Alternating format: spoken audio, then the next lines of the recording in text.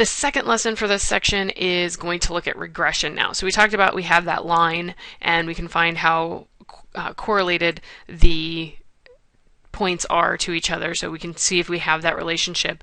And now we want to talk about how we would find the equation of that regression line, because that also tells us if there is that correlation, then we can then do some interpretation and some extrapolation with the data.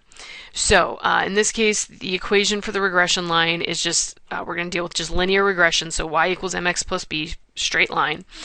The way we calculate m using those same terms we had up above is going to be n, so the number of terms times the sum of x times y minus the sum of x times the sum of y, and then divided by the number of terms times the sum of x squared minus the sum of x and then squared. So that's how we're going to find our slope. Again, slope is rise over run, so that's what we're calculating here. We're finding the change in y over the change in x.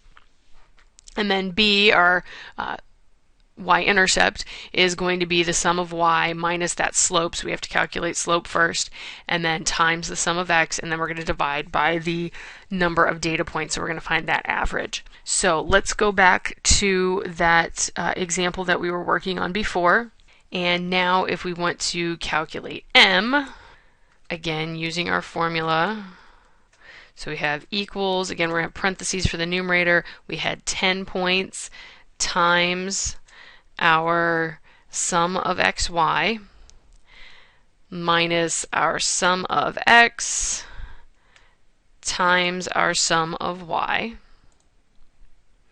close the parentheses, divided by our denominator is our number of data points 10 times the sum of x squared, so our sum right there, minus the sum of x, and then we're going to square that and close the parentheses.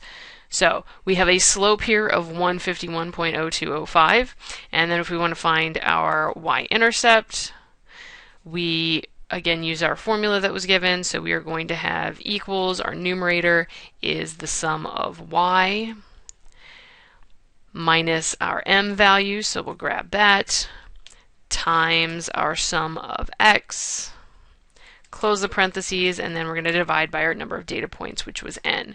So our y-intercept in this case is about 73. So again, this is how you would do it if you were calculating it by hand.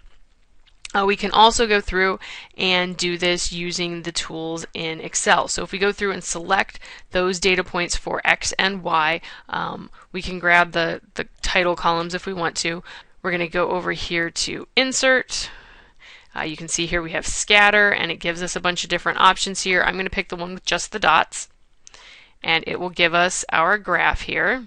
And we can play around with that. Again, we can keep that label or not if we want to see it. We are going to, once we have our data here, we're going to click on those dots, we're going to right click, and you should see some options here, this add trend line like we talked about. So we're going to add that in. It'll bring up a lot of options here. We got linear, logarithmic, polynomial. We'll talk about those in a minute. What we want to do is we want to display the equation on the chart, and we want to display the r squared value on the chart. Everything else just leave as automatic. Hit close, and now we have this information. I'll kind of drag it up here so that we can see it a little bit better, and I'll drag our graph over here. You can see we have 151.02x, that was our slope that we calculated, and 73.03 was our b that we calculated. You might notice here a difference with our r value. Our r value here we had was 0.998. You notice here this is r squared. So if we actually would take our r value, so we have r squared, and if we wanted to calculate it from our r squared, we would say equals the square root, again because it's squared, of what we have there, 0.9962. And you can see that you end up with almost exactly the same thing. It has to do with the fact that this one is rounded to 4 decimal places. If we'd gone out further, you would see that these two numbers actually line up even better. Now going back and looking at some other things, again, like I said, there are different types of regression lines, as you could see when that window popped up when we tried to add the trend line. We've got linear, that's primarily what we would kind of deal with. So Again, this is a linear function, so this would be y equals mx plus b. We could have something that's more polynomial.